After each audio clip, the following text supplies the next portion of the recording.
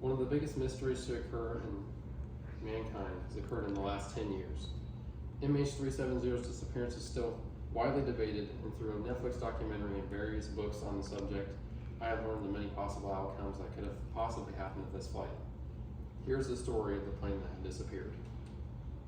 The night of the flight, so on March 8, 2014, at 12:42 a.m., a Malaysian flight with the distinction of 370 took off from Kuala Lumpur headed to Beijing.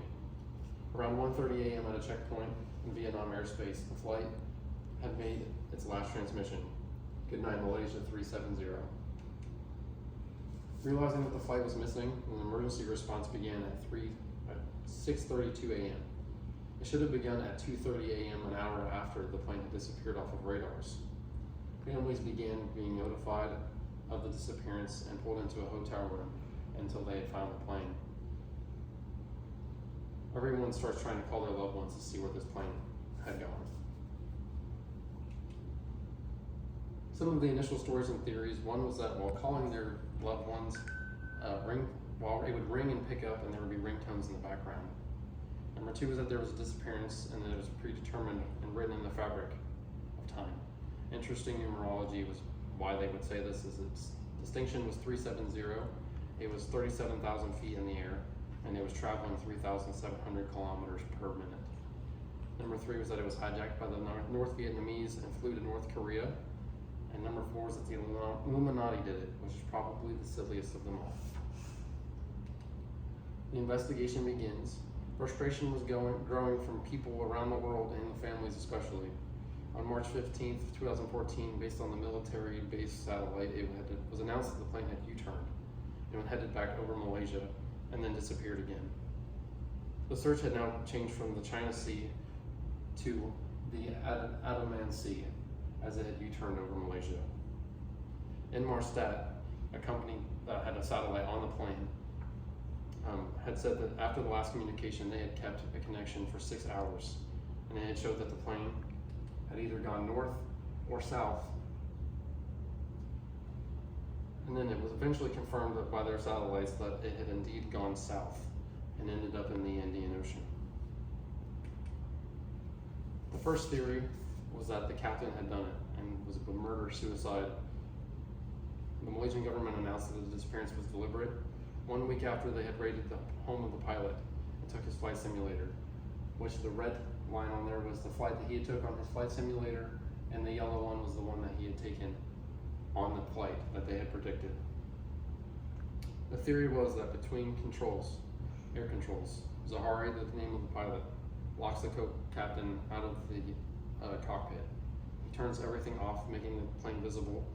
Zahari depressurizes the cabin, killing everyone but him. He continually flies south until he runs out of fuel and nosedives into the ocean. Florence DeCheney looked more into his personal life. He was a part of the opposition party, and many believe that it could have been a political statement by him. Others that worked with him object to any theory of him doing it, as he was very well liked, and Florence herself did not think that he had done it. Theory two was that it was hijacked by the Russians that were on the plane. Jeff Weiss, who was a part of the independence group, who originally believed that the plane had gone south and that the captain had done it. Then after another MH flight was shot down over Ukraine by the Russians, it raised more questions in his head. His theory is that the Russians aboard the flight began, one first class, slips forward into the electronics bay, plugs into the control system and takes the plane off of radar, and is now controlling the plane. He turns left back over to Malaysia. He pressurizes the plane and emergency oxygen for the pilots. After everyone has passed out or died, the Russians take control of the plane and fly to Kazakhstan, north, while also changing the Inmarsat data to say that they had gone south. The third theory would be that the Americans took down the plane. Over a year later, a flaperon was found in La Reunion by Blaine Gibson, confirming its location to be in the South Indian Ocean. Florence DeCheney was suspicious because only one serial number on the flaperon had actually matched what was on the plane. She also questions how the plane could have just missed all of the military satellites and no one respond to it. The US government itself had a connection to the Inmarsat company as they used their satellites for the military. Some plane cargo on the plane was not scanned, and China wanted US military technology at the time.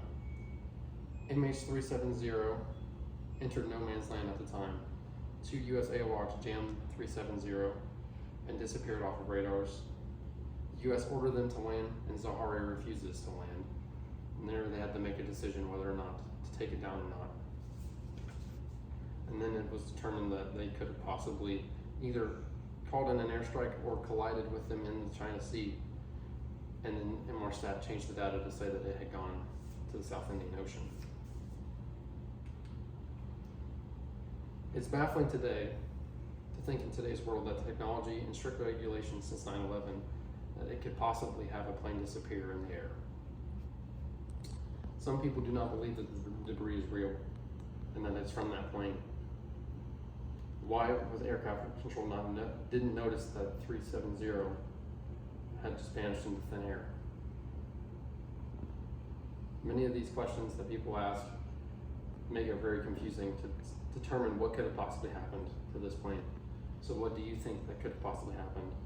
Do you think it was that the captain had done it? 2, that the Russians on board took over? Or 3, that the Americans had shot down the plane to save it from China getting their technology? And that is the disappearance of MH370.